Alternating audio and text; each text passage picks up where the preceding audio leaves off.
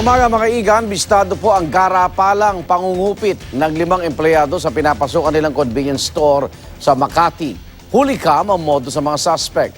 Sa halip na sa kaha, sa bulsa, idinediretso ang kita ng tindahan. Darito ang unang balita ni Athena Imperial. Exclusive! Huli sa CCTV videos ng isang 24-hour convenience store sa Makati ang pangungupit umano ng 5 magkakakuntsabang empleyado nito. Sa videos, hindi pinapunch ng mga suspect sa cash register ang mga binibili ng customers. Sa halip, calculator lang ang ginagamit nila sa pagkwenta ng halaga ng mga produkto. Hinihiwalay nila ang perang kukupitin at bubuuin ang mga barya.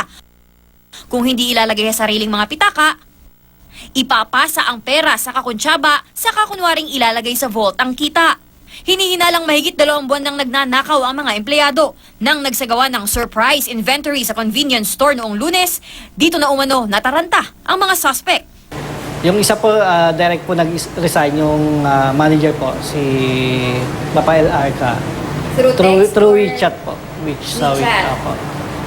And then si Joy po, nag-text lang po sa kasama ko.